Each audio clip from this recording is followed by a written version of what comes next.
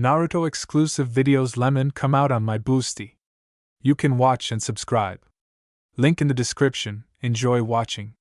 Description: it is clear to everyone that Naruto cannot live without adventures. But life after the war turned out in such a way that the famous blonde had to gather dust, gnawing on the granite of science, trampling her way to her dream. Boredom. True, it turned out that adventures also cannot live without Naruto. Take this, sign for it. The quest called Fall on Tobirama's Head begins. And in this set with Tobirama there are also Hashirama and Madara. Now it will definitely not be boring. Chapter 30. Naruto stood in front of the door of her new apartment, smiling nostalgically. Ironically, she had been given housing where her own had been in the distant, and already unrealizable future. She suspected that the bug-infested apartment building where the orphan had been given living space had been standing since the time of the founders. Because the building left much to be desired, as did the simple one-room apartments.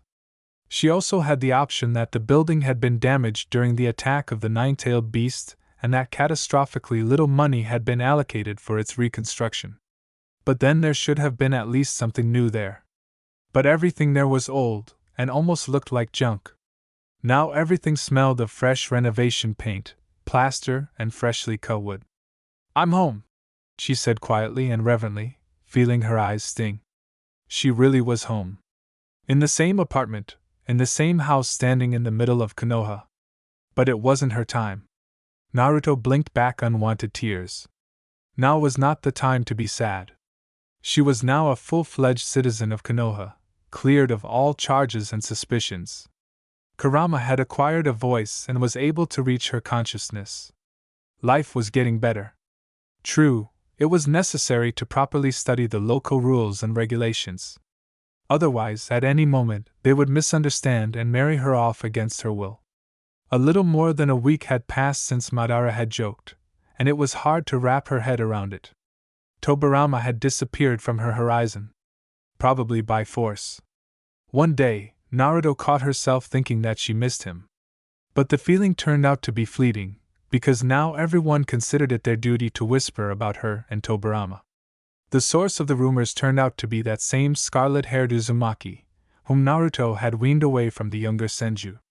The delegation from the land of Whirlpool had left a couple of days ago, and the rumor about her and Tobirama had spread throughout the village like a forest fire in dry weather. Lightning fast and inexorably.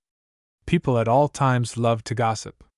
And both here and in her time, they were constantly whispering about her. With such thoughts, Naruto laid out her meager belongings, which had fallen to her from Madara's kind shoulder, being in mixed feelings.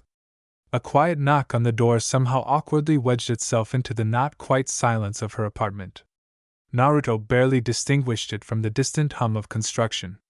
"Come in," Naruto shouted, closing the closet door and turning to face the front door. "Hello?" The door opened silently, revealing Kagami on the threshold of her apartment. "Hello?" Naruto blinked in confusion. Of all people, she didn't expect to see this arrogant representative of the Uchiha clan. "I have... here." Kagami shifted from foot to foot, his head down in shame and holding a basket in his hands. "This here." The boy abruptly held it out in front of him. "What is this?" Naruto approached him, looking doubtfully at the object clutched in Kagami's hands. Her nose immediately caught the aroma of freshly baked goods. Her stomach rumbled from the tempting smell of buns, reminding her that she hadn't had a drop of dew in her mouth since morning. "Mom gave it to her. As an apology." Kagami picked at the floorboard with the toe of his sandal, not daring to look up.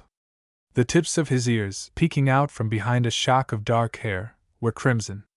Uzumaki herself said awkwardly, confused. Knowing how vindictive the Uchiha were, she was in no hurry to accept the gift. Her imagination immediately drew a picture of this hooligan's mother making buns, sprinkling the filling with non-lethal but unpleasant poison. It seemed that the Kagami family had gotten it then. Madara was not thrilled with the rumors. The head of the Uchiha clan was formidable and cold-blooded, but that did not stop people from whispering behind his back. He had to remind his own clan that gossiping was not nice. Naruto had felt schadenfreude then, but now she was ashamed of her evil joy that the gossips had been shut up. So, they are not poisoned? Naruto asked just in case, not daring to accept the treat. You. Yes. Who do you take us for? All of Kagami's embarrassment vanished. He straightened up abruptly, filled with indignation. Okay. Naruto raised her hands in a conciliatory gesture and smiled. Come in. I can't offer you any tea, but you can eat the buns just like that. And Mom says that dry food, okay, I'm the boss here and my rules. If you want to eat it or not, it's your business. Naruto sincerely tried to suppress her irritation, but her tone came out a little harsh and rude. At the phrase, and Mom said, her eyes seemed to start to blush from the wave of anger that was rising inside. This phrase was akin to a red rag to a bull. Okay, Kagami agreed, and quiet footsteps were heard behind her.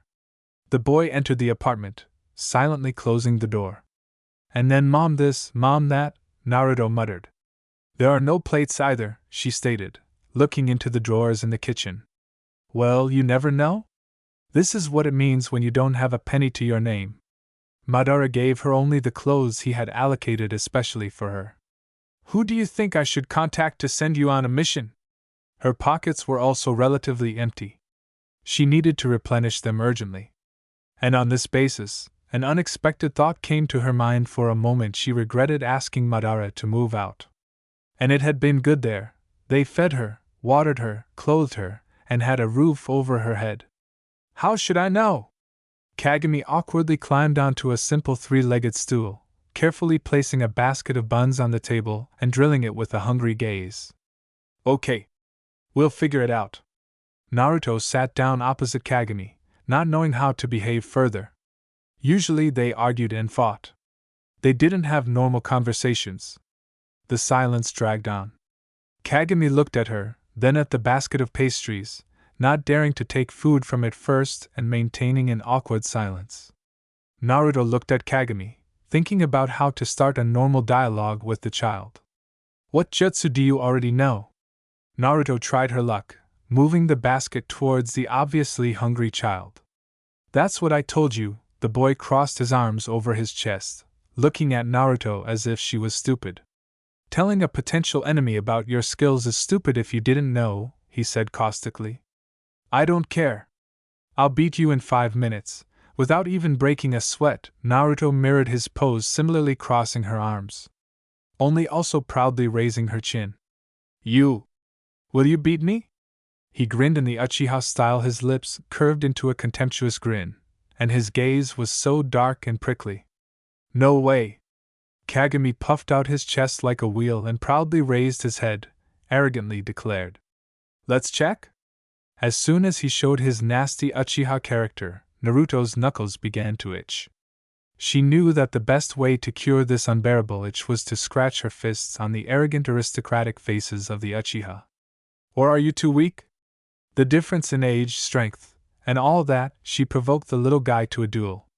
And her conscience did not itch, that in fact she, a grown woman, was challenging a small boy to a fight. Yes, I will put you on your shoulder blades in 2 minutes, Kagami flared up, jumping up from his place so that the stool fell with a crash. His eyes were bloodshot. Or was that a scarlet gleam, a harbinger of the Sharingan? I challenge you to a fight, received. Let's go out. Uzumaki stood up and headed for the exit of the apartment. Along the way, she demonstratively removed her bag with kunai from her right hip. Kagami snorted irritably behind her. If I win, then all the beds of Konoha are yours for the next month. On a voluntary basis. If you will weed the beds. 2 months.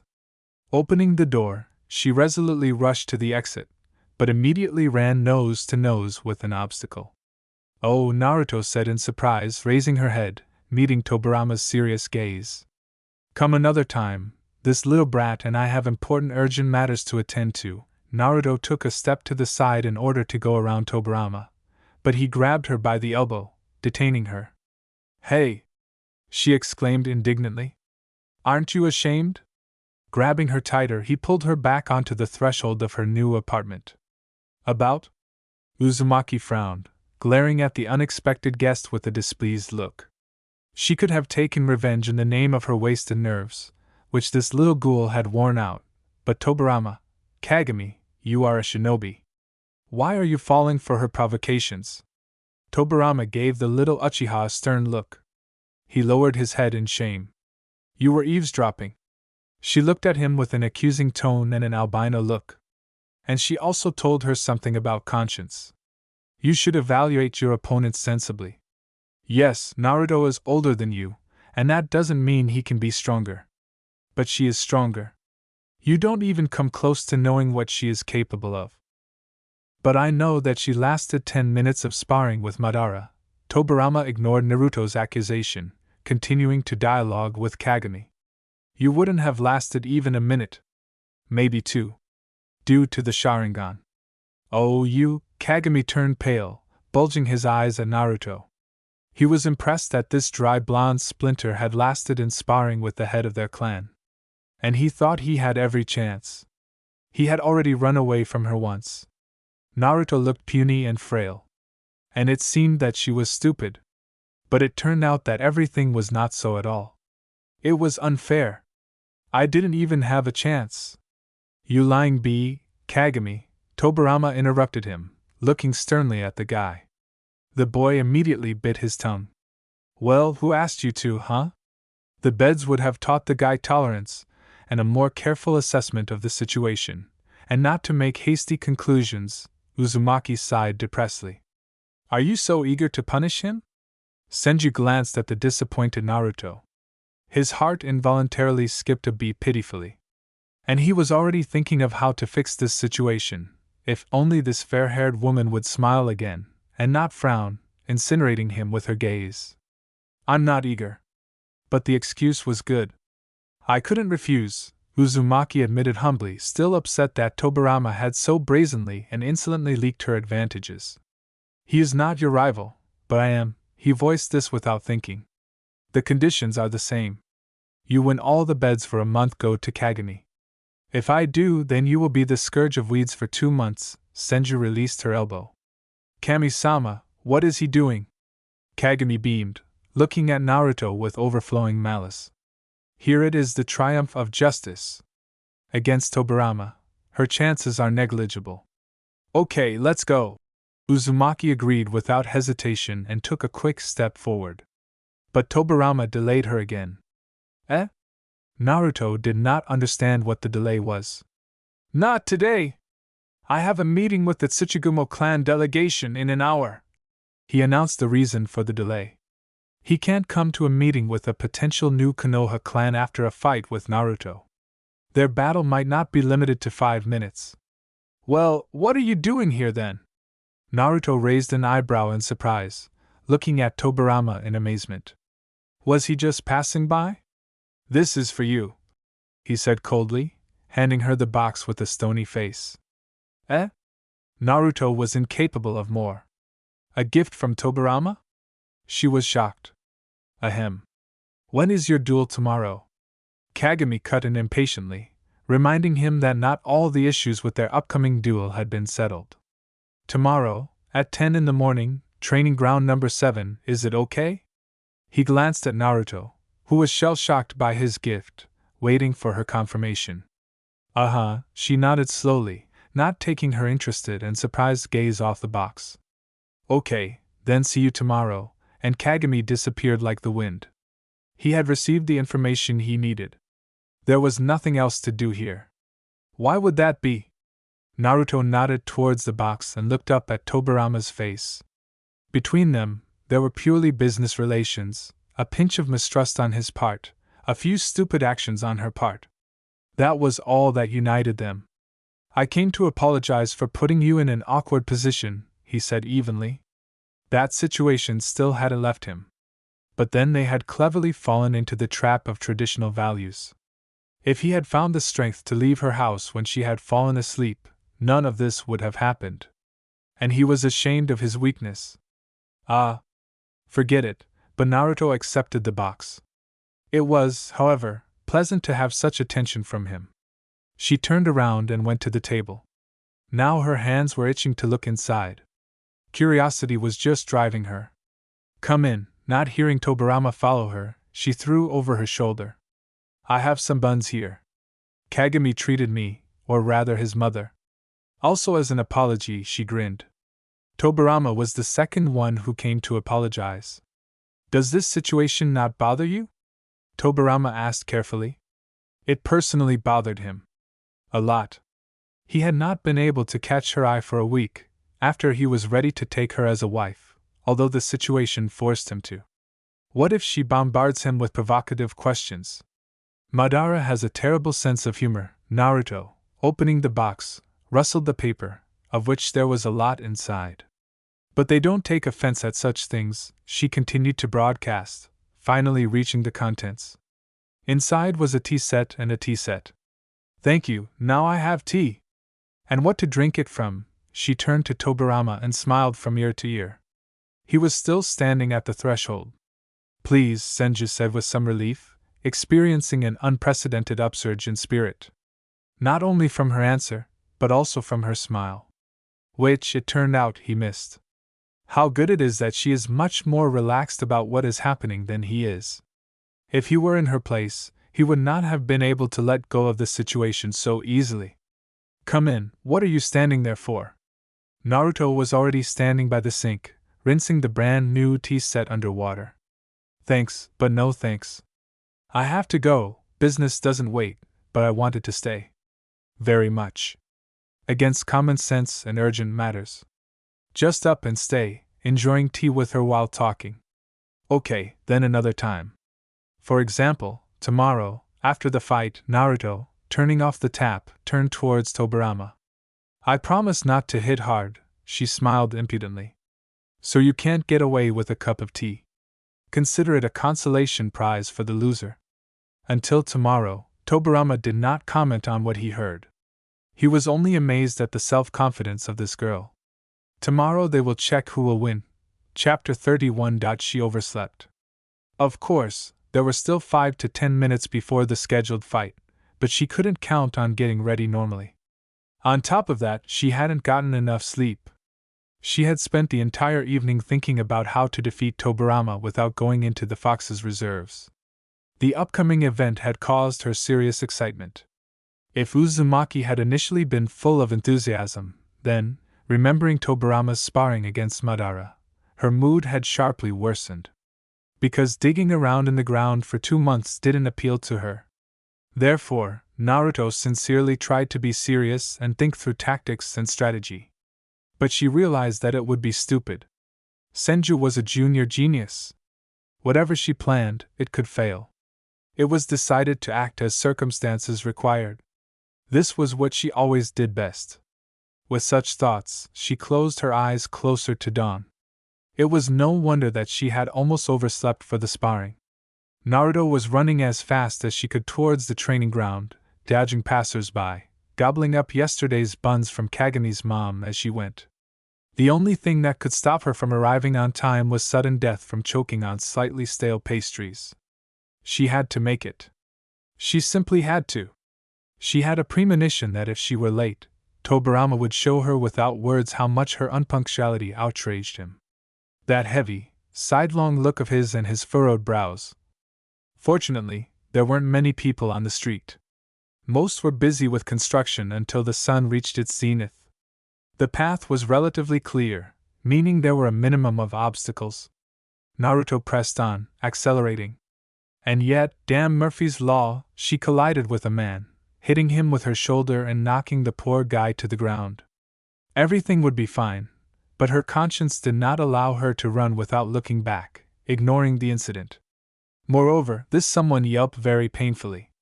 Sorry, Naruto braked sharply, raising a cloud of dust, and turned around, immediately bending over in a bow. Sorry, I didn't notice, she babbled, quickly approaching the victim, sitting on the ground and rubbing her bruised shoulder. I was in a hurry, I didn't see, Naruto crucified, holding out his hand to the stranger. It's okay, the stranger smiled, looking up at Naruto. And you forgive me. I didn't notice you. I was distracted.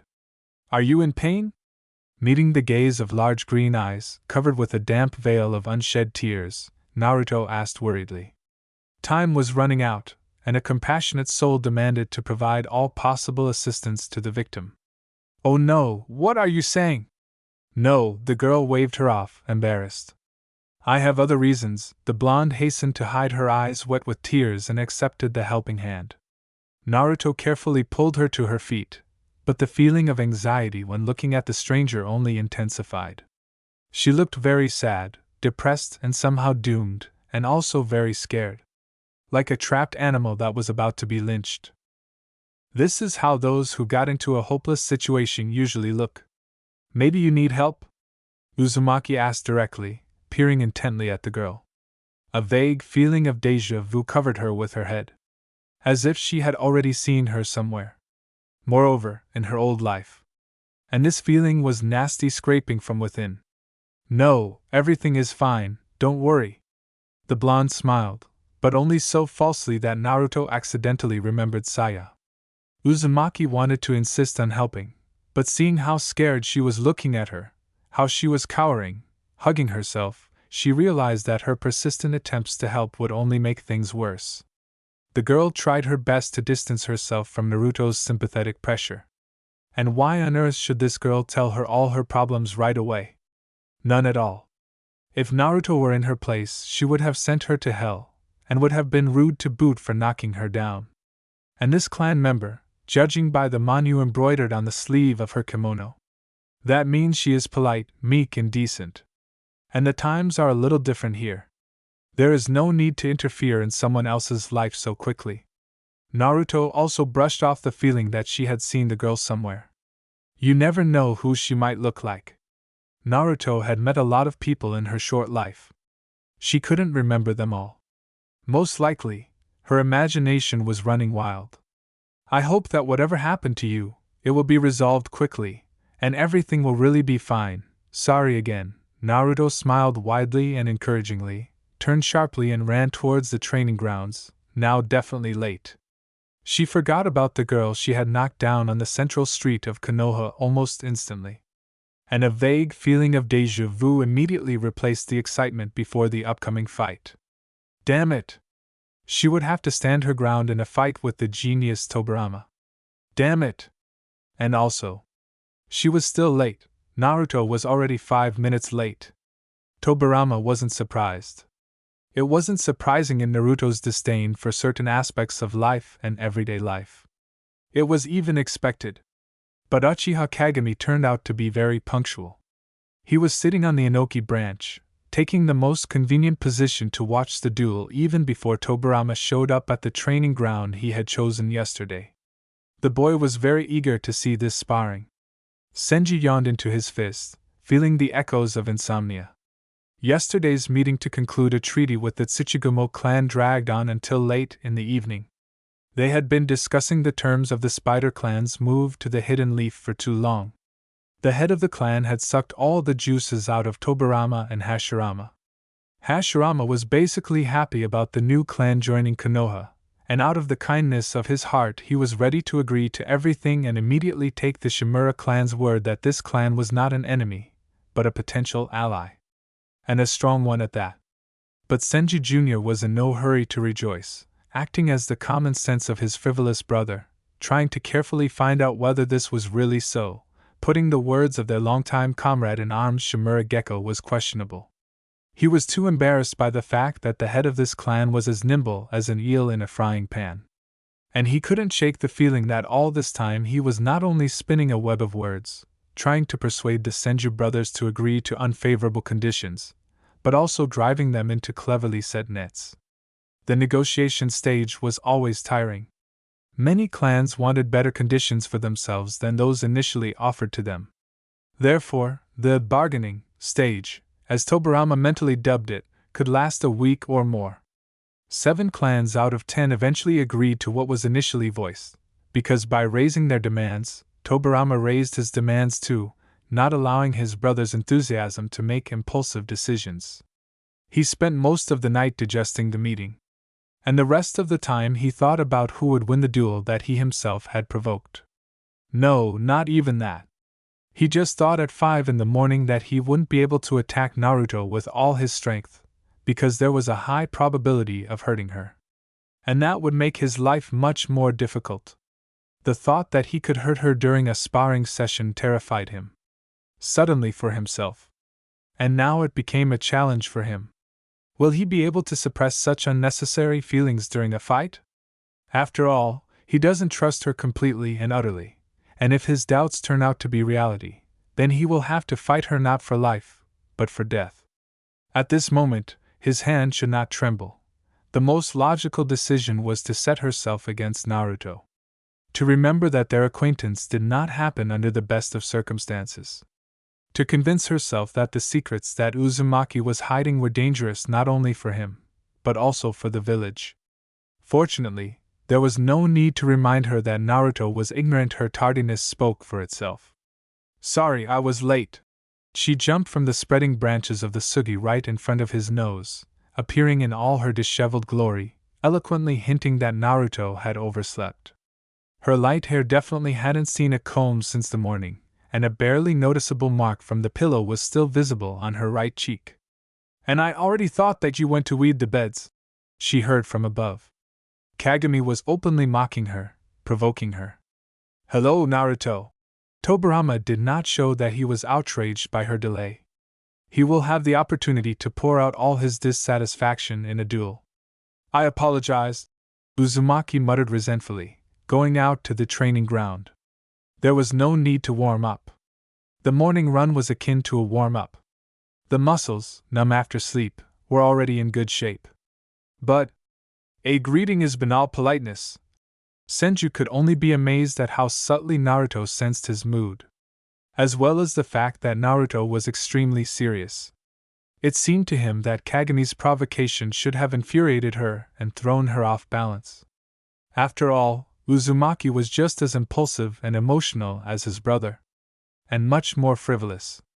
Tobirama followed her, watching as Naruto stretched his arms up, warming up his hands, and then, directing his gaze to where Kagami was sitting, he bent all his fingers except the middle one, showing the Uchiha two obscene gestures at once. Oh gods! And here he is, the great Tobirama Senju, feels emotional attraction to this childish girl? The world has gone mad. And Tobirama along with it. Get your white hands ready for the dirty work, brat, Naruto smiled smugly. After all, I am Naruto. Uzumaki, I don't know how to give up, she said pompously, lowering her hands and turning her gaze full of gambling gleam to Tobirama. You can't beat Tobirama! Kagami screamed. You have no lack of self-confidence, Tobirama commented on her attack. Uzumaki Naruto came to the training ground full of confidence that victory would be hers today. In Tobirama's opinion, this was a mistake. Overestimating one's own strength often leads to negative consequences. Tobirama, for example, could not predict the outcome of their duel. Do me a favor, don't make the same mistake as all my opponents. Don't underestimate me because I seem weaker. Naruto assumed a fighting stance, armed with a kunai. She was so unwavering, confident in herself and her strength, that it involuntarily took your breath away. Or was it just him who thought so? And I wasn't going to give you a break. Tobirama stood opposite her, gathering all his will into a fist and preparing himself for the duel. He had to be ruthless, make reasonable decisions, and not spare her. In the end, she finished off Kakuzu. Alone. By cutting off his head. And she stood up to Madara. In general, she really ruined his life. Thoroughly so. And for this alone, she can be driven around the training field until exhaustion and muscle pain. Plus, this is an excellent chance to test the limits of her capabilities and strength. He attacked first. If he hesitates, then the determination to be tough and not give her any slack will go down the drain. Tobirama chose the tactics of a rapid fight, in an attempt to disable Naruto in the first minute of the fight, relying on his most powerful techniques. Water release, shocking water wave, and a huge wave immediately fell on Naruto, capable of not only knocking down a person, but also uprooting trees. Uzumaki immediately disappeared into the stream, going underwater with her head. Tobirama already imagined Naruto helplessly floundering under the water, resisting the power of the element released by his chakra. Her wind is useless against his water jutsu. Naruto was floundering in the water, stunned by the swift attack. The pull of the wave did not allow her to get out, dragging her from the surface to the bottom.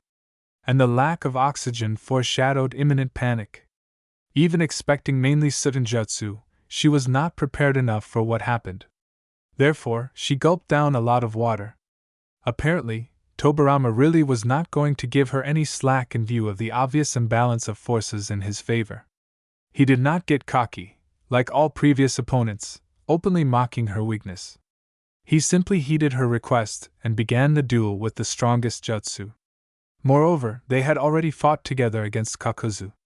And he had seen her sparring with Madara. Therefore, he knew her strengths and weaknesses. It was logical that he would use water or fire against her wind. But Tobirama did not take into account that Naruto could find the most unexpected solutions. Remembering the fight with Kakuzu from her past, she found a way to get out of the second's technique. Concentrating and stopping to resist the flow of water, she relaxed, folding seals. The transformed wind chakra, which Naruto gave the form of a spiral, immediately mixed with the water, becoming a water typhoon. Naruto found himself the center of the storm she created safe. Falling on all fours, she spat out water, trying to maintain control over the released chakra. Clothes unpleasantly stuck to her body, creating discomfort. Tobirama smiled approvingly. An unconventional solution. Caught off guard, as if she was underwater, Naruto found a non-trivial solution. She strengthened his technique with her own. Interesting approach. Tobirama dispelled the technique, folding seals of the water dragon. A water dragon burst out of the typhoon with a roar, rising into the sky. Jutsu Naruto dissipated after him, losing the element that created the combination. What are you going to do now? And Senju directed the water dragon at the frozen Naruto. His technique did not wash away the smugness from her face. The same as always, fight at the limit of your capabilities, smiled the wet, but very pleased Naruto, with a sharp jump upward, moving away from the powerful and flexible body of the dragon. Having created a shadow clone in flight, she used it as a support to give herself acceleration. Pushing off from the back of her double, doing a somersault in the air more for pathos, she landed on the back of the water snake, clinging to it with chakra. You definitely couldn't foresee this, Naruto grinned smugly, stroking the water mane of the flying lizard, molded from water under the pressure of chakra. Tobirama could only agree. To ride the jutsu is an extraordinary decision. Most importantly, unexpected. The duel was beginning to take an interesting turn. In vain he worried that he could inadvertently cripple Naruto. It was unclear who would cripple whom. Perhaps he would have to sweat to win. Senju, controlling the jutsu, sent him into a rapid flight. The long and flexible body abruptly changed position. The snake, roaring, whistled through the air, carrying Naruto upward, stretching his long body into a perfect vertical. Naruto had to cling to the water not only with his feet, but also with his hands. And without hands, like without a weapon. Easy prey and a target. The prospect of losing in the first minutes did not please. Uzumaki, turning around, looked at the receding earthly solidity. The distance between her and the surface became more and more frightening. Chakra reserves Tobirama was terrifying, as was his amazing control over her. Naruto wondered why they had lost to Kakuzu if Tobirama could do that. That fight was not for life, but for death. Tobirama spent his chakra more carefully. Now he does not skimp on his strongest techniques, trying to intimidate you with their power. This is how he hints that victory is his. The echo of Kurama's voice barely reached her consciousness. No way, and she let go of her hands and poured more chakra into her legs, pushed off from the water dragon's back, folding the seals of shadow clone in flight. Around her, echoing her pose, about 50 clones appeared. Senju, raising his head, watched what was happening. Seeing that Naruto had unhooked, he stopped the snake, turning it towards Naruto. Really, which one is real? There was one, and now there are several dozen. This sight caused him admiration. His limit was 15 clones. He did not risk increasing the number of copies. For now, he could only split his own reserve by this amount. And Naruto. Hashirama was right that her chakra had a rather impressive volume. But was it rational to use such a number of clones? If they were all destroyed, Naruto would stun the flow of information from the disappeared doubles. This was a chance to finish everything as quickly as possible. The dragon went into a turn, twisting into a spiral, turned around and flew towards Naruto's clones, swinging its tail. To attack. And at worst, as a backup. Suddenly Uzumaki would not cope with what she had planned and would fall like a stone. And from such a height you can crash. Multiple Rasengan. Catching the moment when the dragon was close enough, half of Naruto's copies created a spiral ball of chakra in each hand, while the other half became a support for the attackers, so that they could push off and jump towards the approaching target. Naruto and Water Jutsu Tobirama met in a frontal attack. Rasengan broke the chakra control Water Dragon Jutsu. And he was afraid to hurt her. Uzumaki, just Naruto, being in the air, broke his technique with the chakra concentrated in his hand. The clearing was doused with splashes of water. The dragon burst almost like a soap bubble, dousing him with water too. Tobirama frowned, watching Naruto, using his doubles, descend down. A quick duel will not work. Tobirama took out a katana. Naruto almost never uses weapons. Only kunai. Her strengths are ninjutsu and taijutsu, judging by what he saw. He has a chance to defeat her with kenjutsu. Kagami, sitting on a tree and wiping his wet face, looked at Naruto in shock. The sight was breathtaking and shocking. Uzumaki landed not quite gracefully on the wet grass, staggering slightly. It felt like most of her chakra was spent. A smug smile blossomed on her face. Blue eyes with a sly squint burned holes in Tobirama's serious and puzzled face. She doesn't like it when her opponent wields a blade, especially a long one. Brings back memories of Sasuke Kusanagi. And if the owner of the katana is also a skilled swordsman, then it is difficult to find time for a counterattack. Oh, these katanas of yours. Uzumaki sighed heavily and took 2 kunai from her belt pouch. Almost everyone here carried a sword. Tobirama clearly wielded a katana perfectly, and how well that was what she had to find out. Things were getting serious. Now she had to be extremely careful, any mislunge, and her blood would be spilled. Tobirama quickly erased her smug smile, lunging first. Naruto protected herself from the blow, reflecting the deadly blade with a sharp kunai, blocking with her right hand. Senju lunged and lunged, forcing her to go on the defensive, not giving her time to think through the attack. All she could do was cross the ridiculously short kunai with his blade, or dodge, retreating. The screeching of metal, heavy breathing, sparks flying in all directions, struck at the moment of crossing 2 sharp blades, swift and fast movements. Senju pressed on her with his characteristic rigidity and composure. Blood pounded in her temples under the onslaught of adrenaline boiling in her blood. The world narrowed to her alone. So delightfully lively, stubborn and warlike. There was nothing but the two of them, and the deadly dance he had drawn her into. Naruto defended herself flawlessly, parrying his attacks, anticipating at the very last moment where the blow would be struck. Senju managed to sweat and get out of breath. Who was exhausting whom else here? But Naruto made a mistake. And he was able to knock the kunai out of her hands, and throw her aside with a blow of his left hand to the solar plexus, using elements of taijutsu at the moment when she was open for a blow. She flew a couple of meters, fell on her shoulder blades, sliding for a couple more seconds on the grass. She even turned pale from the inability to breathe. Tobirama briefly felt remorse, but the adrenaline boiling in his blood reminded him that this was a necessary sacrifice for his victory. They were shinobi. For them such a blow should be no worse than a mosquito bite. How nimble! Naruto hissed, getting up from the wet grass, trying to breathe normally. She also felt hunted and exhausted. Her heart was jumping out of her chest, and her lungs were burning. The feeling of fatigue began to suppress the excitement of the fight. Tobirama's mastery of the katana turned out to be much better than Sasuke's. It was hard to resist Senju while he had a blade in his hand. Only thanks to the experience of fighting the Uchiha she managed not to let herself be offended by Sasuke. Otherwise, she would have been guaranteed to lose in a matter of moments. And noble, she noted, catching her breath, looking strangely towards her opponent. When she was lying on the grass, there was no katana blade pressed to her throat or chest, thus ending their fight. This was an excellent chance to win. Sasuke would have cut her throat long ago, taking advantage of her moment of weakness. Any shinobi would have done the same.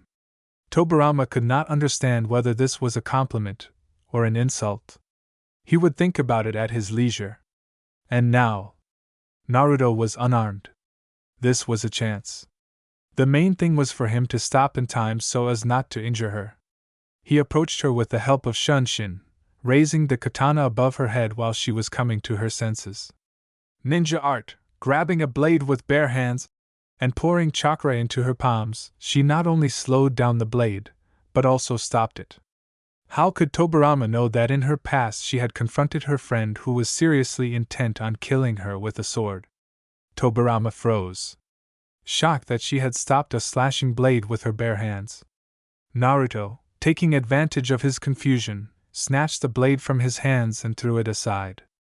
And while Senju Tobirama accepted the reality that had fallen upon him, Naruto gave him back, pouring maximum chakra into his fist and punching him in the solar plexus. Senju flew to the side, and Naruto received bruised knuckles, which met with the metal platinum of his armor. This armor, Naruto hissed, feeling a nagging pain in her arm. Tobirama, unlike her, did not fall. He managed to turn over and jump to get to his feet. But he was breathing heavily and with a strain. I didn't want to, but I'll have to use this technique. The sweaty Uzumaki sighed heavily, backing away from herself. Senju Tobirama tensed. Naruto used Shadow Clone and that technique that released and compressed chakra to the size of a small ball in the hand, and that was it. That was her entire arsenal of strong and powerful jutsu. The rest was sheer nonsense. True, her taijutsu was at its best. Only due to that she was able to defend herself from the blows of his katana. Having formed a seal, a dozen clones appeared around her. Clones again? Senju took a couple of steps back. He was not going to underestimate her. Whatever she presented him with at the moment, he would be ready. Tobirama remembered the earth seals to put up a shield, choosing a technique for a lightning attack right there. Something better, Naruto grinned slyly. She had never used this technique before. She thought it over and created it long and tediously, when an epiphany came to her that most men are greedy for female charms. And if you show them off, you can buy the necessary time to attack, disorient the enemy. It worked with Kagaya. So how is Tobirama worse? Especially since he is a human. She combed through all of her mentor's books, meticulously thinking through the image. She stood in front of the mirror for hours, trying to mold perfection itself. But never once did she use this jutsu in practice. Not to mention in battle. And then the hour came. Reverse Gar, Uzumaki did not have time to finish. A powerful explosion thundered behind her, and she was thrown towards Tobirama. And that was mean, Uzumaki grumbled when Tobirama caught her, preventing her from falling. It wasn't me, Tobirama said seriously, activating his sensory abilities. In the heat of sparring with Uzumaki, he hadn't noticed anything was wrong, whereas now he felt that there was an unnaturally dense concentration of chakra at the site of the explosion. Tobirama! A worried Kagami jumped down from the tree towards them, his activated Sharingan flashing. Is this an attack? It's possible, Tobirama muttered through his teeth, feeling guilty. It was a shame to miss such a dense concentration of foreign chakra. Now the serious problems had begun. Apparently, someone was very unhappy with the formation of Konoha. Dohatsuten, Naruto whispered, frozen in his arms. Tobirama, repeat, with which clan were you going to sign a treaty? She abruptly pulled away from his hands, forgetting about the feeling of pain. Her shoulder blades were pricking and stinging. But it was nothing compared to the bad feeling that had befallen her. A vague sense of déjà vu took on vivid outlines. She remembered Utakata and his student Hitaru from the Tsuchigumo clan, and their secret clan ninjutsu, rage, capable of destroying entire villages. They were saved by Saiken back then. The girl she had encountered was very similar to her relative from the future. This was what was causing her déjà vu. She just couldn't immediately remember where she could have seen her, brushing off the annoying feeling. It's Tsuchigumo. She remembered, and the name of their clan. Damn it! And Naruto rushed to run in the direction where the explosion had thundered. She needed confirmation of what had happened. Chapter 32. The explosion thundered close by and in the area of the training grounds. If there were any casualties, there should be few of them. A lucky coincidence. It could easily have been taken for an attack. But since the place was not particularly good for an organized attack due to the small number of people, this explosion could be interpreted as sabotage. To attract attention. No one began to think and discuss what had happened. Maintaining a gloomy and tense silence, without saying a word, they moved in the direction Naruto had run. Kagami followed behind. Tobirama, as expected, caught up with her and overtook her, rushing ahead. What do you know about this clan? Tobirama asked without turning around, breaking the oppressive silence that hung over them. Nothing really, but it looks very similar to their clan technique. Images from the past vividly appeared before their eyes, revealing memories of Hitaru. You don't really know anything, but you know about their family jutsu. Were you a spy? Kagami drilled a hole in the back of her head with his Sharingan, it seemed, with a very hostile look. Initially, I didn't know anything about the technique. My task was to escort the target from point A to point B. But along the way, we got into trouble. They tried to steal the secret of their jutsu. And they stole it. And they used it against us, Naruto explained briefly, feeling that Tobirama was also interested in Kagami's question. Surely, if Tobirama turned around and looked at her, his scarlet eyes would radiate almost the same level of mistrust. For some reason, she was sure of it. This is stupid. Secret techniques are secret for a reason, because no one knows about them. And you know. With such power, it would be easy for them to deal with you. A living witness is a potential danger to the clan. So you were acting secretly after all. Kagami continued, adding fuel to Tobirama's fire of mistrust. A child, but he thought sensibly. At his age, she couldn't create an illusory clone, and here she had both an activated Sharingan and a brain with the beginnings of genius. And he would probably have slit her throat without batting an eye. The difference in their generations was terrifying and amazing at the same time. Naruto gritted her teeth. A small but resourceful bastard.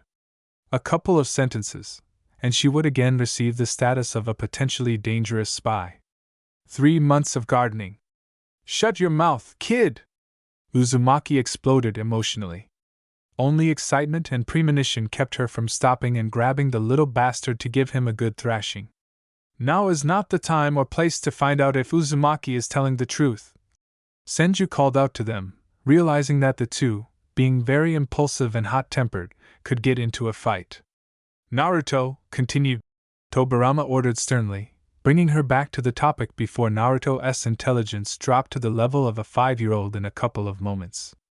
They arrived at the epicenter of the explosion quickly. 2 minutes of travel, and again he was filled with doubts about Naruto and her intentions for the village. Even his own feelings began to seem like a clever trick, making him vulnerable and a little stupid. Some 2 pathetic useless minutes, and it felt like a bucket of cold water was poured out, and on top of that, slapped in the face to clear his mind. Maybe he was too categorical, but it was stupid to deny that the Uchiha was saying the right things. The times are such that a living witness of a secret technique is a potential threat to the entire clan. Uzumaki has 1 chance in a million to see this jutsu completely by accident and stay alive. Everything is very suspicious. And the explosion. And Naruto again. But first of all, the explosion. First, we need to deal with him, and then try our luck once again and try to get to know Naruto's secrets better. Then I will rip out your tongue. Naruto hissed furiously at Kagami, who had stopped next to her, and continued in a calmer voice. This jutsu accumulates energy in itself, collecting it from the outside, and when the user is no longer able to contain it, it is released and, according to rumors that I heard, this jutsu can destroy entire villages and towns, she said briefly, without going into details, examining the site of the explosion from her place. Something told her that she shouldn't hang around the crime scene, or she could get it from Tobirama and feel as stupid as possible. There was a body lying in the middle of the clearing and fallen trees. Or rather, what was left of it. A wave of that same accumulated chakra had flown into her shoulder blades. Swallowing convulsively, she realized that she had been lucky then. And Hataru had been lucky. But this girl wasn't. She had been torn to pieces. Naruto quickly recognized the remains as the stranger she had met that morning. Apparently, the girl had been unable to cope with the jutsu and, overwhelmed with energy, had torn herself to pieces. It was also possible that she had been unable to cope with her emotions, which had been the trigger. But what had excited the girl so much that she had exploded in the literal sense of the word? All of this had only added to the already anxious gut. I told you, Tsuchigumo, and their rage. Jutsu. Naruto nodded towards the hand lying a meter away from her. On the sleeve of the torn and dirty kimono was embroidered a black spider, the symbol of the Tsuchigumo clan. Yes, this is Haruka. Tsuchigumo. Tobirama identified the girl, crouching down near the girl's torso. All this looked disgustingly bad, and caused a sea of concerns. This clan had only been on Konoha territory for 2 days, and was already starting to bring a lot of problems. How to interpret this Tobirama sincerely did not understand. And this uncertainty irritated him. Logically, they posed a serious threat to the village with such a hidden jutsu. A couple of such people in a well-chosen place, and that's it. The village will be gone. People too. Instant destruction. On the other hand, this incident was not a manifestation of aggression. Potentially, yes. But there is no strong evidence. And you can allow such an error as an accident. Suddenly the girl, training, could not cope with the jutsu and a tragedy happened? Trust Naruto with this?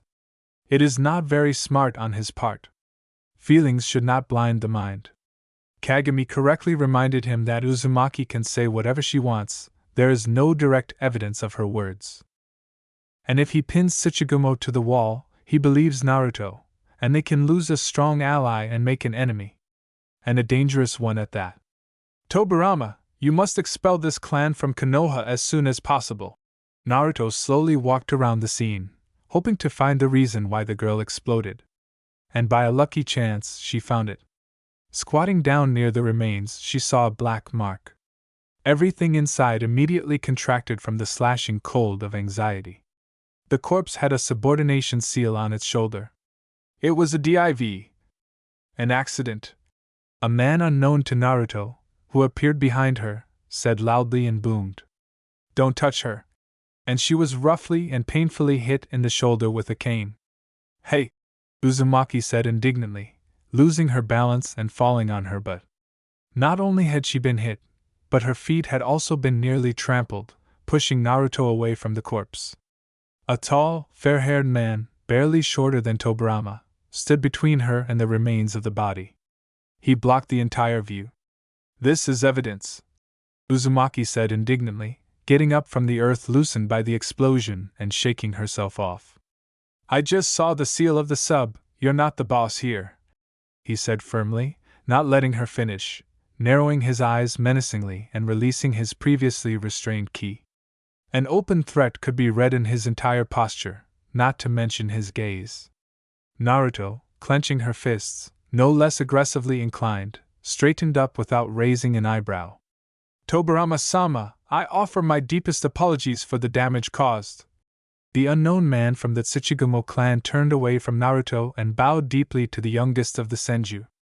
Naruto, watching this whole farce, deliberately chuckled loudly, provoking a potential enemy. My niece couldn't handle her strength during training.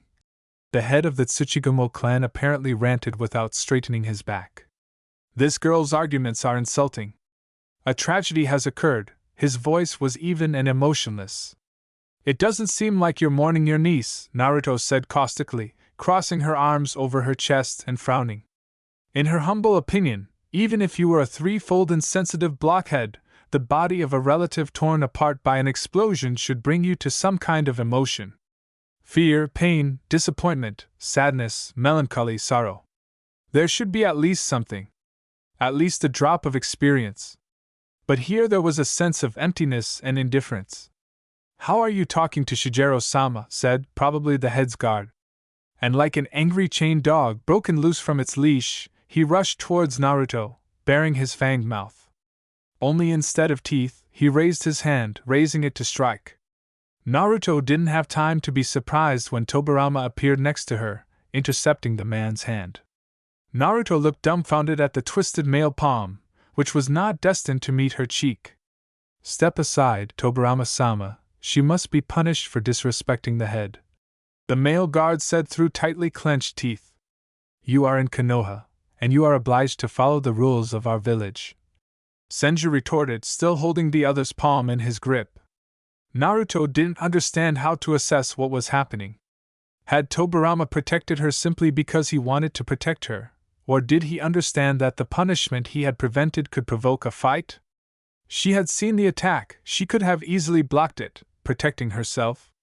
But in reality, it wasn't just a simple defense, she would have hit back. And harder. "Shiro, step aside.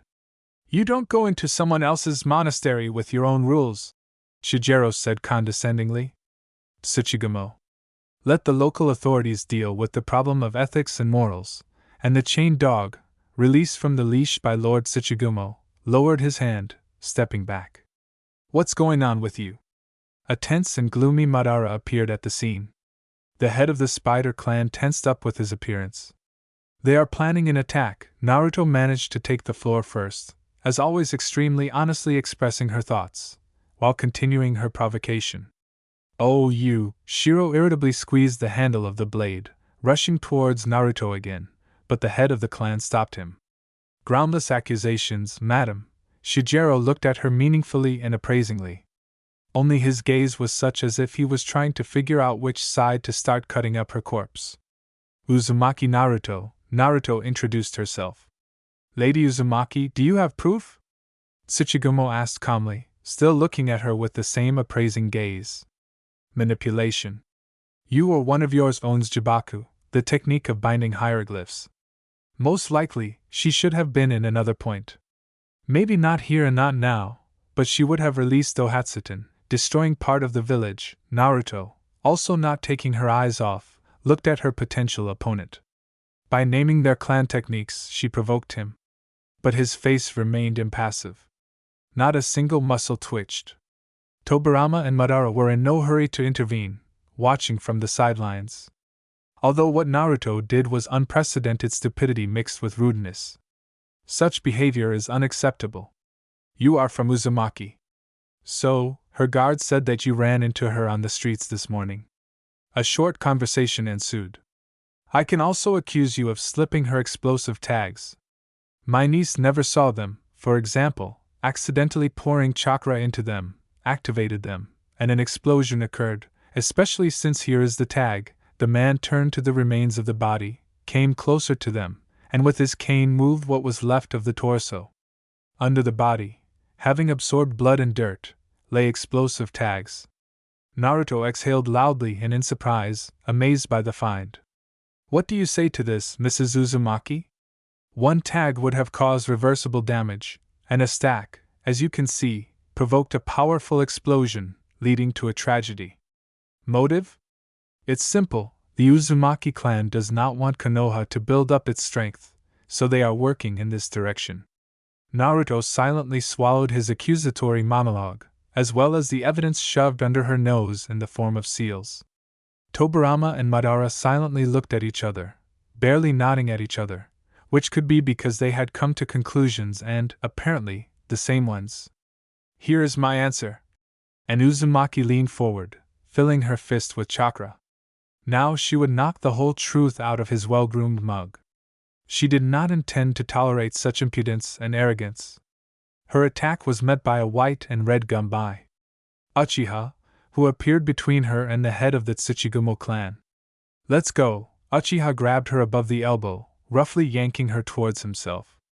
I'm not going anywhere until I beat a confession out of him. Naruto got furious, turning purple with anger and discontent. You will go. You are not trusted either, Tobirama said coldly, rewarding her with an angry and gloomy look. The mode of the unfeeling bastard was activated.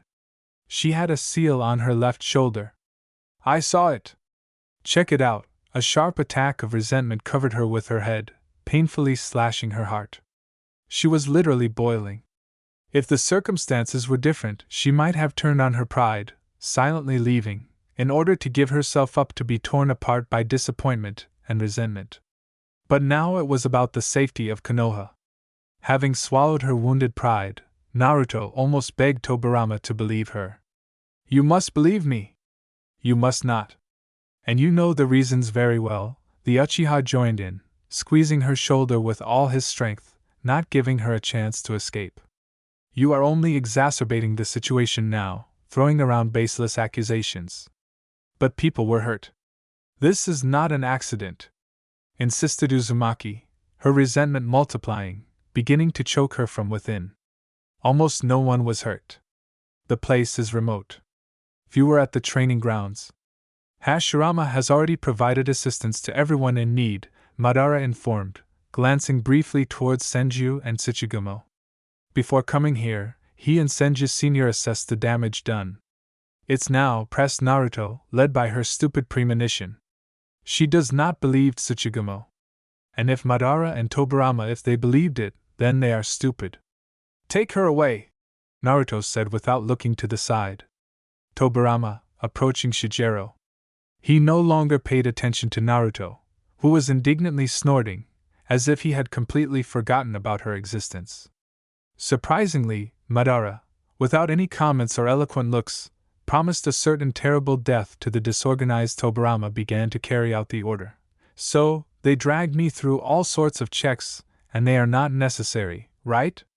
Uzumaki frowned, looking back often. Madara pulled her along with him, almost forcibly pulling her away from the scene of the alleged accident. Kagami remained next to Senju. You are a different case, Uchiha patiently explained, accompanying Naruto to her new home. It seemed that he was talking to her as if she were a moron. Of course I am different, Naruto got angry. Who else would rub her nose in today? What kind of enemy of the people they recently considered her? I just hurt Tobirama's pride, falling on his head. If I had come through the main entrance and declared that I wanted to join, they would not have subjected me to the Sharingan, the Yamanaka clan techniques, and would not have taken me on a tour of the Uzumaki. Naruto chattered furiously, ready to explode from the indignation that was overwhelming her. Just stay out of there if you don't understand politics and dealing with other clans, Uchiha advised. However, coming from his mouth, it sounded more like a threat than advice. Naruto pressed her lips into a thin line, not allowing herself to say everything she intended to do with Madara's offer and the situation as a whole. Madara would not hear anything good from her.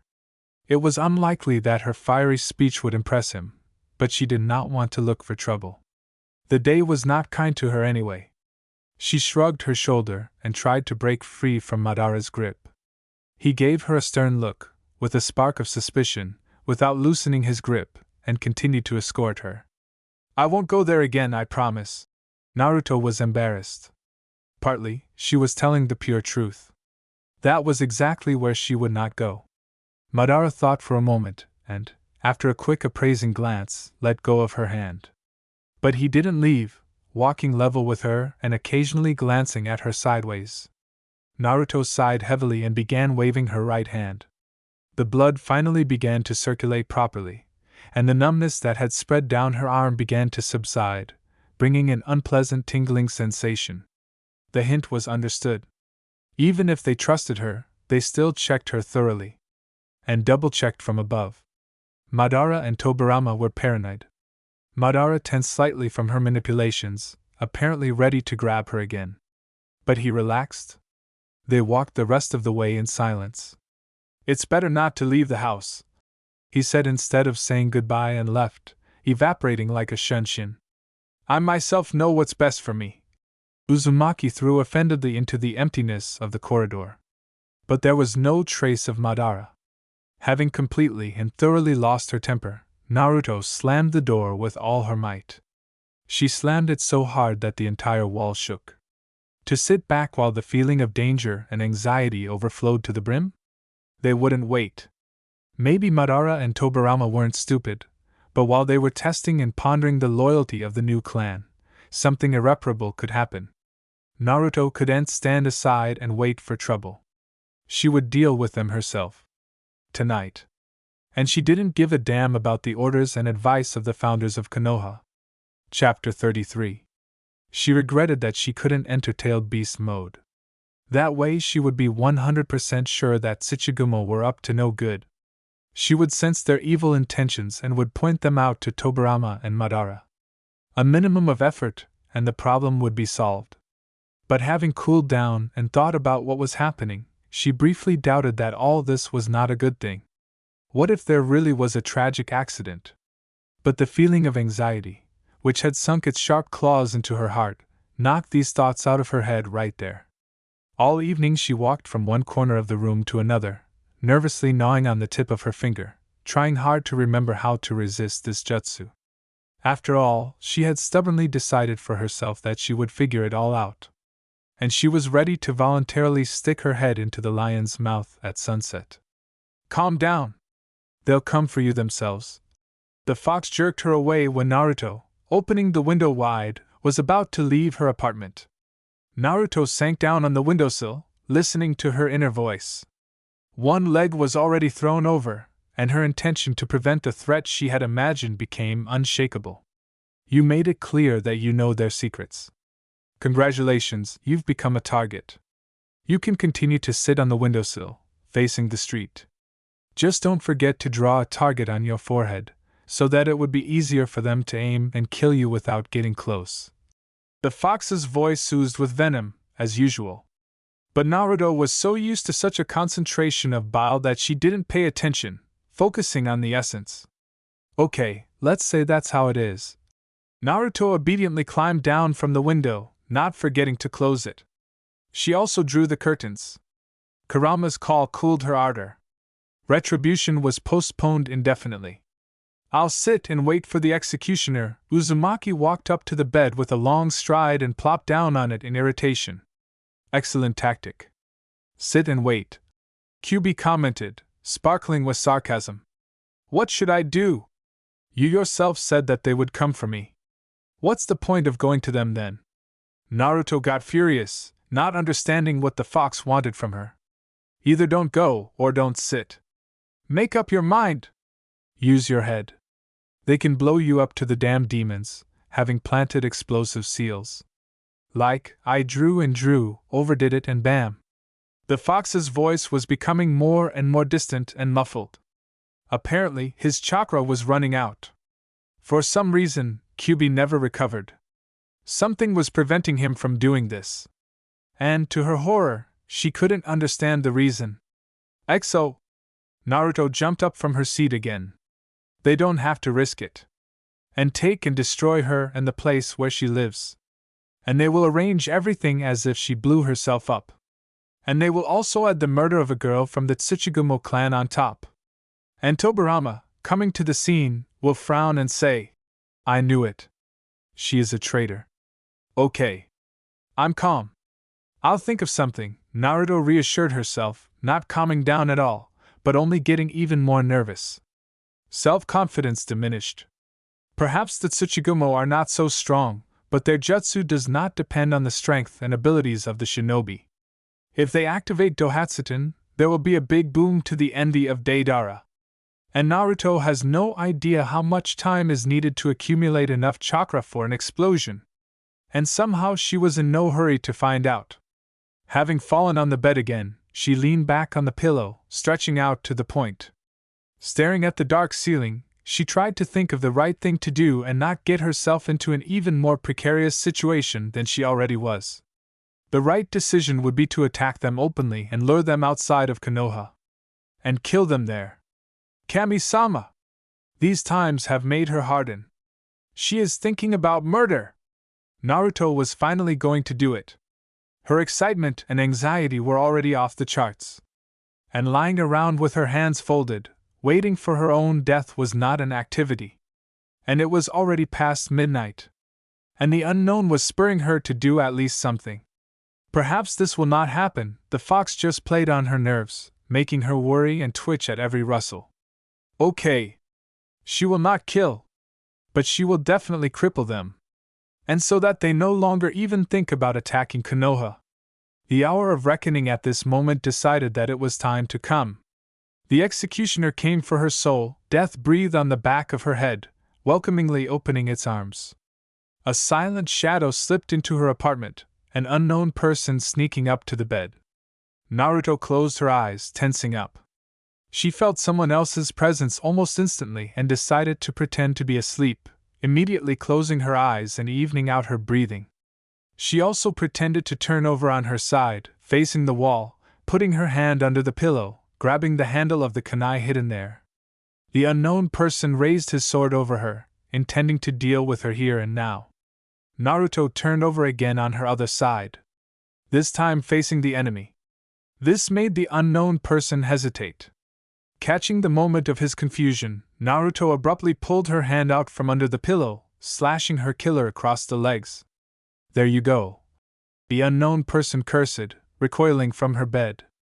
Against the background of the dark room, he stood out as an even darker spot. Naive. Naruto chuckled, almost rolling her eyes at the blunder her killer had made. Approaching a sleeping shinobi was a bad idea. Most ninja probably had a weapon hidden under their pillow as a bonus to light sleep. Even if she had been asleep, she wouldn't have lost sight of the enemy. He boomed, attacking her with ferocious rage. Naruto could only sigh heavily, because he would have to confront a man with a sword again. Well, she didn't like katanas. A silent murder was not destined to happen, although they fought relatively quietly. But the noise that was in her apartment should have brought all the neighbors running. And since there had been no furious knocking on the door, or even breaking down, epic penetrations through the window with glass splashing in all directions, she didn't have any neighbors yet.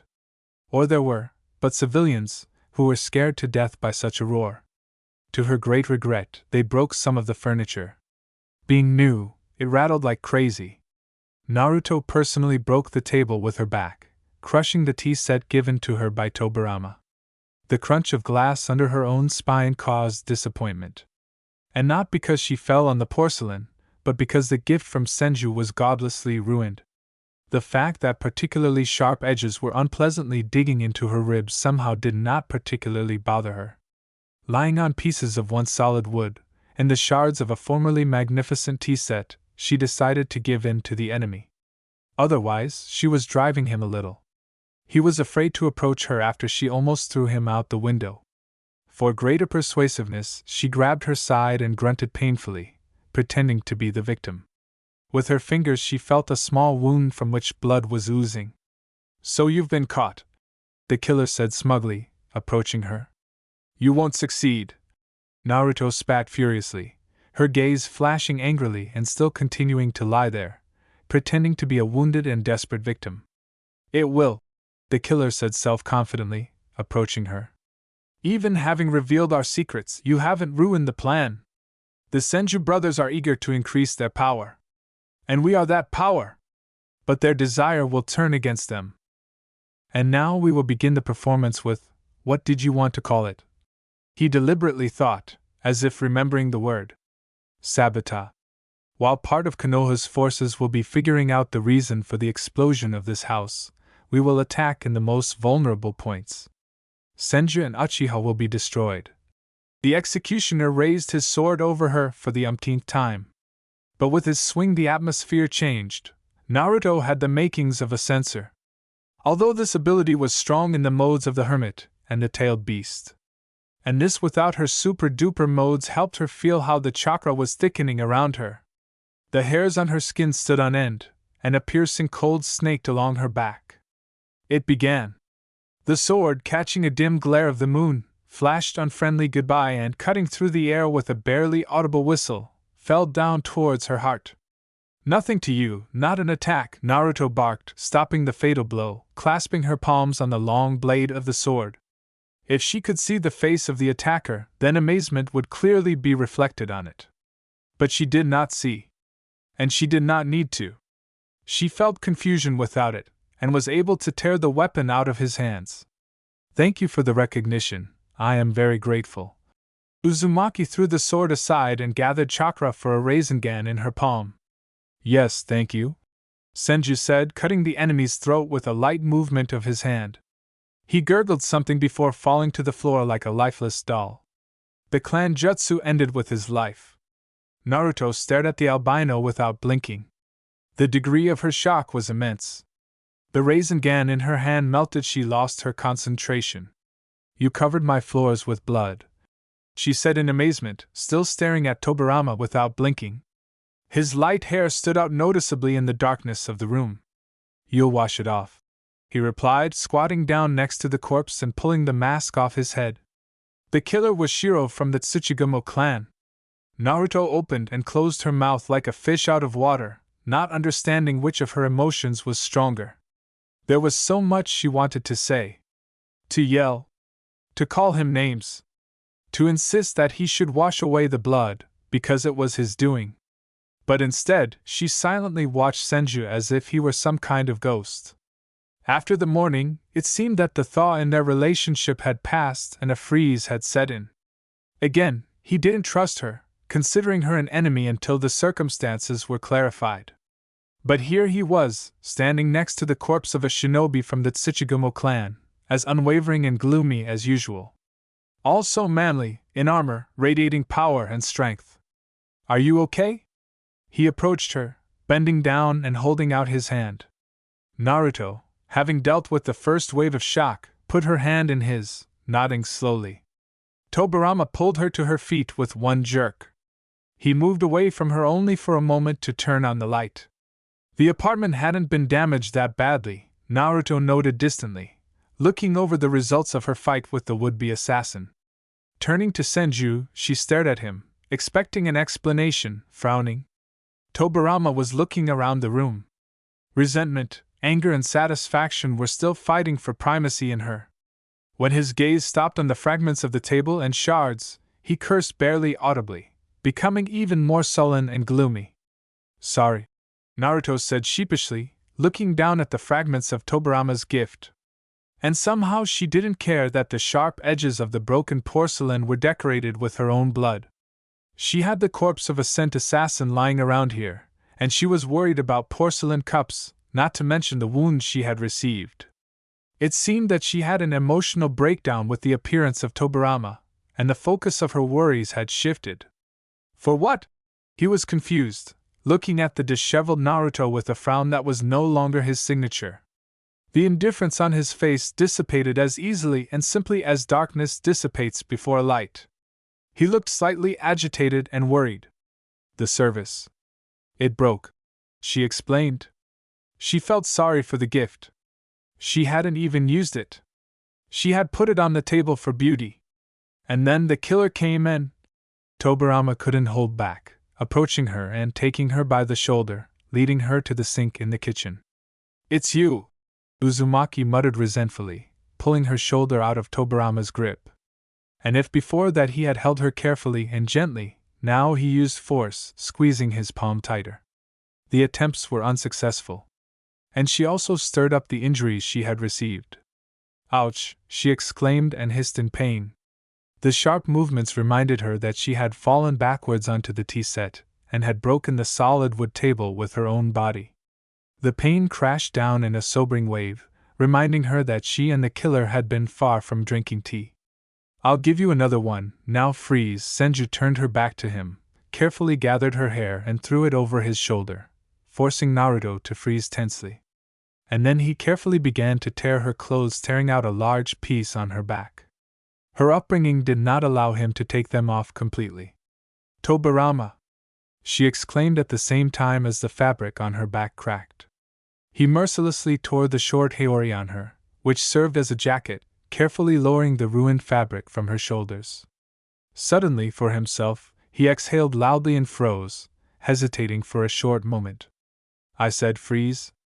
We need to pull out the shards, he said sternly, and the second phrase was already addressed more to himself. The sight of her naked back shook his resolve. He was afraid to touch her skin and what feelings could fall upon him at that moment. It was not his hands that would touch her. A naked back was much more intimate. But gathering his will into a fist, Senju very carefully began to pull out the especially large pieces of porcelain stuck in her body. He simply tried not to touch the skin. Because of this, providing medical assistance threatened to take much longer than he expected.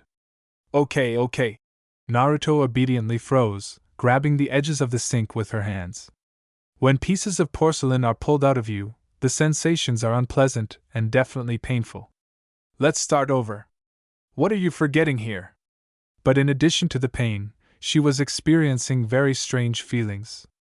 One of them was a certain defenselessness and vulnerability, which is why every touch of Tobirama caused a strange tremor and tension in the body. Did you come to check if I was making explosive seals underground? She sneered more from nerves than from resentment, while Tobirama, with all his meticulousness, pulled out the fragments, throwing the already pulled out ones into the sink. I was looking for confirmation of your words. Tobirama ignored the injection of poison, carefully looking out to see if he had missed any fragments. Judging by the corpse lying in my apartment, I found it. Naruto slightly shifted when he reached for the tap to turn on the water. For some reason, his closeness embarrassed her. Her cheeks began to burn. I found it. Tobirama agreed, tearing off a piece of fabric not stained with blood from the ruined haori, still hanging on Naruto due to his belt, and moistened it with water. They need to be escorted out of the village before it's too late. They could have gone unceremoniously and just blown up this house. Then your confirmation would have burned in blue flames, and then all of Konoha, Uzumaki could barely breathe evenly while Tobirama, providing her with first aid, washed her wounds. Every touch of his hand knocked the oxygen out of her lungs. At the same time, it knocked the arrogance out of her. Or maybe it was all about the cold water, small and unnerving droplets flowing down her spine and cooling her hot skin. It would have been better in the water. Kurama's voice echoed. It wouldn't have burned. I was nearby, Senju admitted, carefully wiping the blood from Naruto's tan skin. No matter how you look at it, it was impossible not to touch her at all. The Uchiha is already doing this. The hardest part of this whole situation was sitting in ambush while the killer attacked her. And he couldn't take her word for it.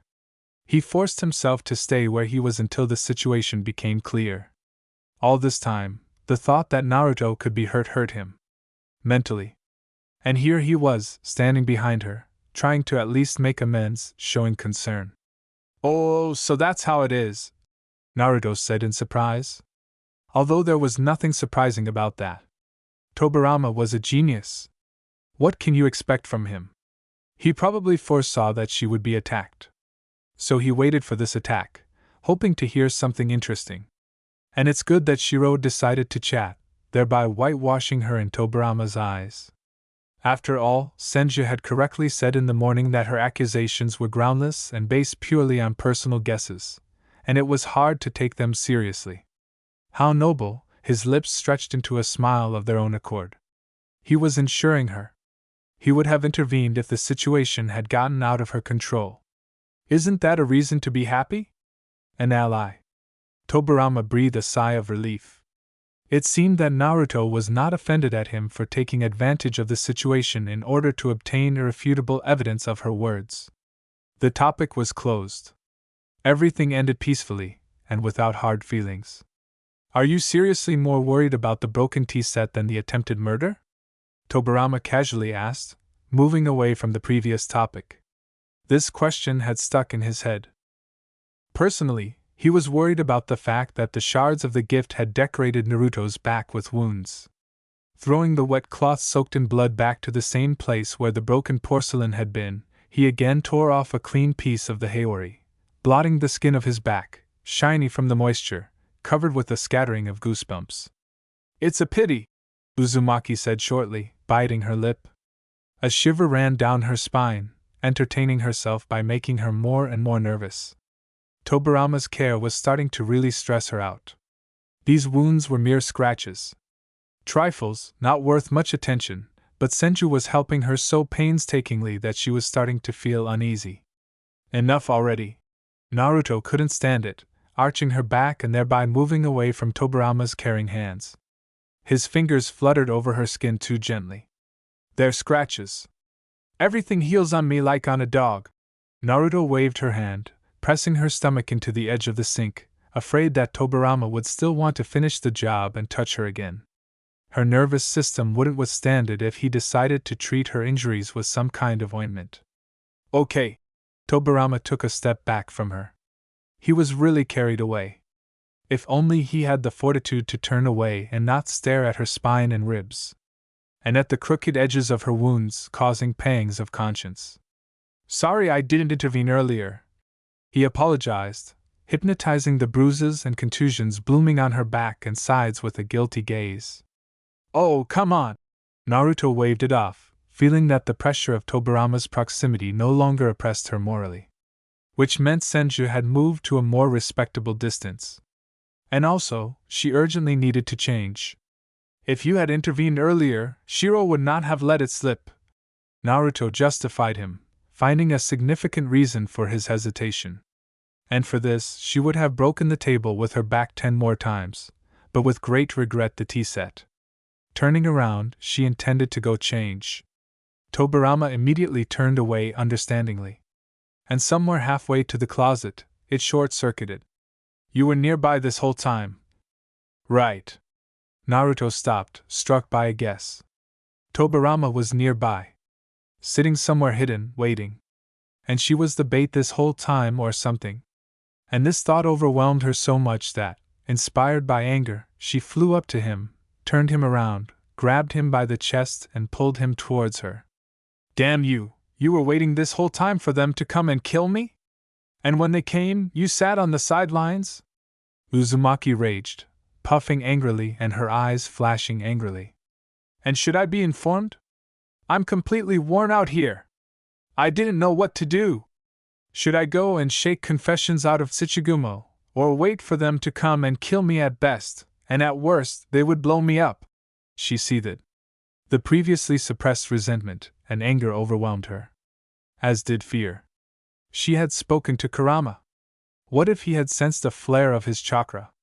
Naruto! Tobirama realized that he still had some strength of spirit. He kept his gaze high, looking straight into the angry eyes of the Uzumaki. It had to be that way. Or were you testing me too? To hell with everyone! And she pushed him away with force, and then instantly struck him in the solar plexus. People could have gotten hurt. The stunned Tobirama was at a loss, thereby allowing himself to be hit. He had not expected Naruto, who was almost naked to the waist, to fight. And yes, he considered her naked to the waist, even if what was left of the haori still hid a significant part of her torso. You are the only tenant of this house, Senju retorted. That's why he took such a risk, because everything was going well. And that was the last straw in the cup of her overflowing patience.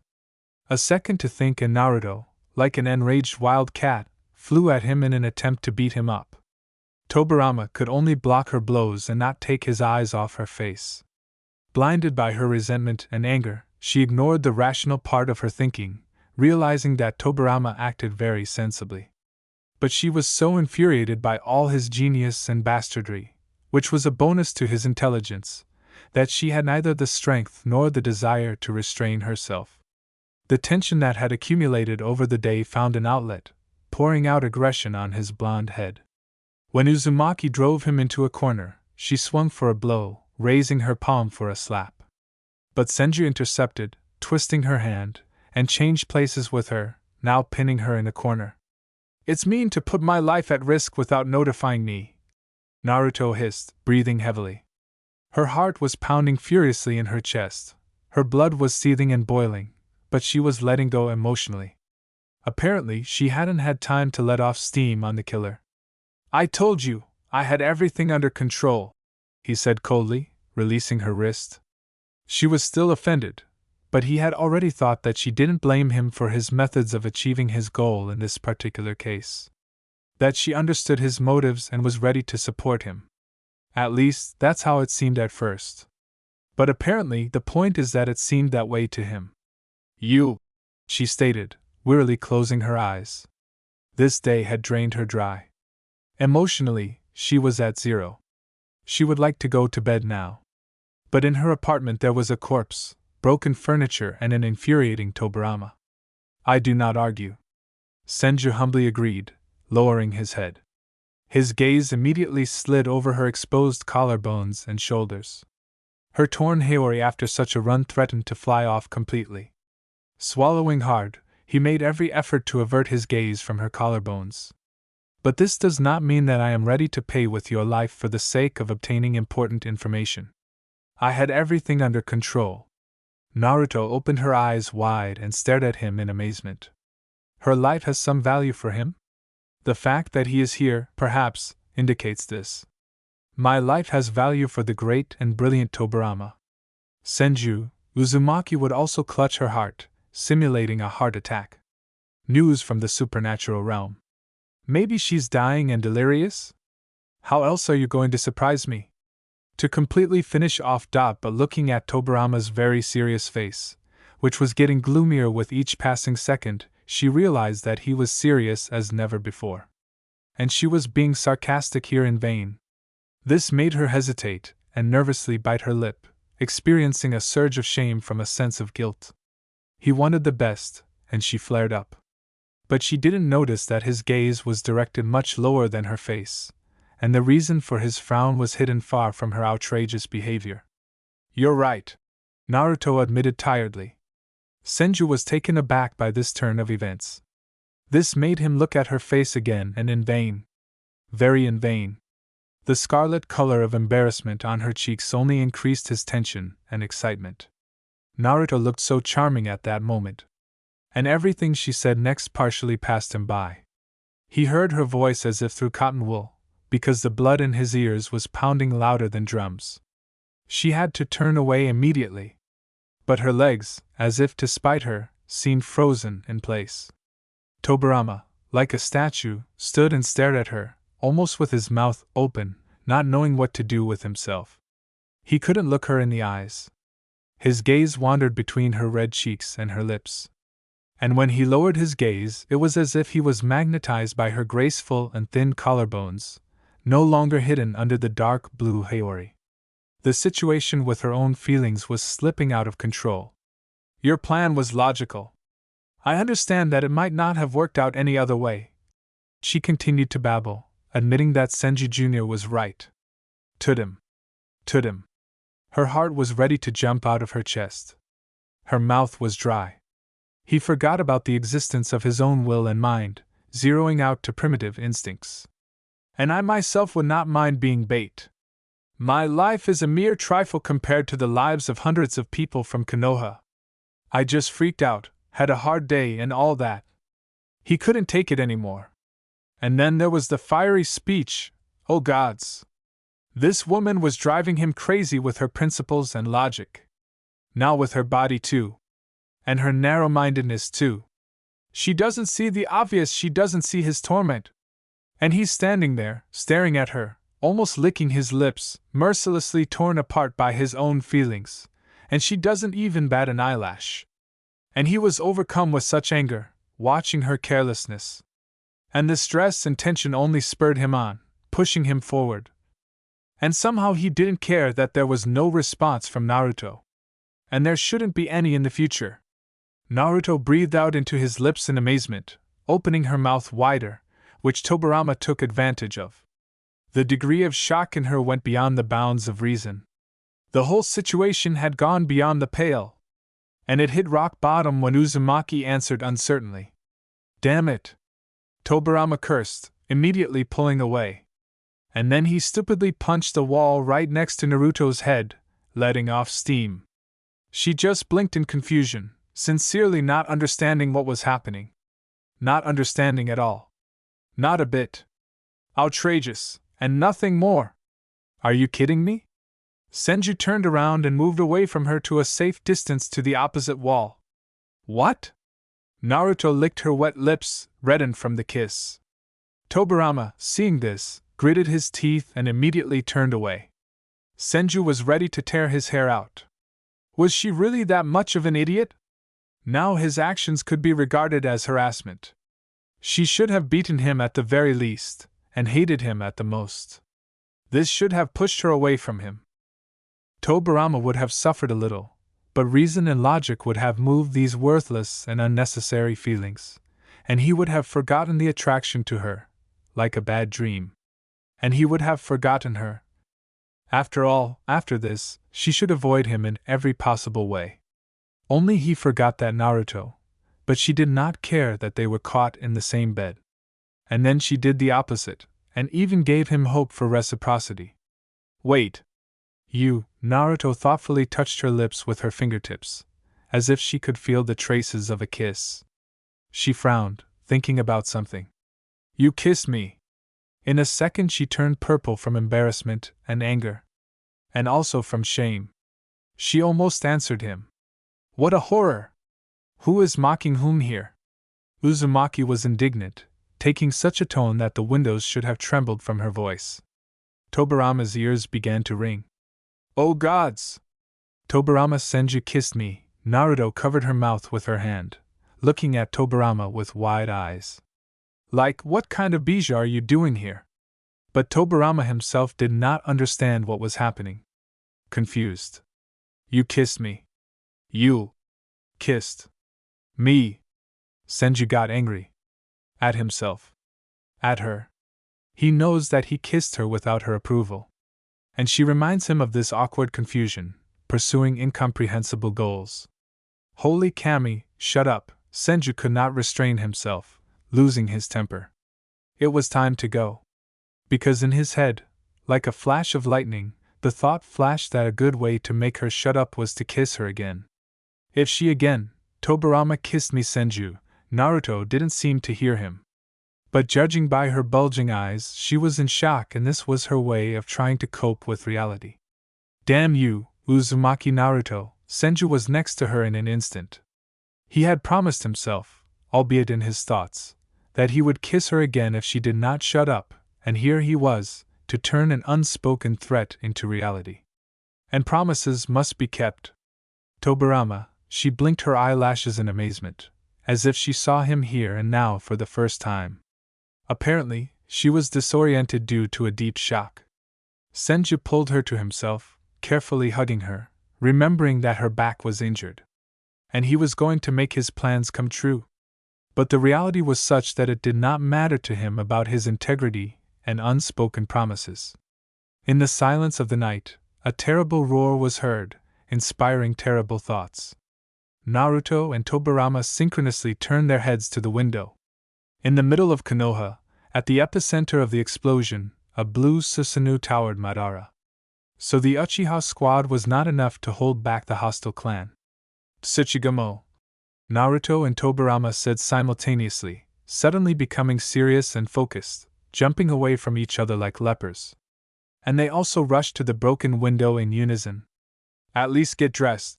Senju glanced meaningfully at her collarbones and bare shoulders. The edges of her torn haori slid even lower. A couple more sharp movements, and Tobirama could have seen much more. For a moment, this knocked him off his train of thought, but not so critically. But any slowdown could have been a catastrophic mistake. After all, the explosion was his failure. He was distracted by his own emotions and blinked at the concentration of his chakra. Uzumaki glared at Tobirama, grabbed the edges of her haori, pulling it over her shoulders and hiding her collarbones, turned around and ran to the closet. While she was changing, Senju had disappeared without a trace. It didn't seem possible to catch up with the god of thunder. But that was for the best. Sighing with relief, Naruto ran to the place where the blue giant warrior stood. The upcoming battle overshadowed everything that had just happened here. Too bad that this only temporary effect.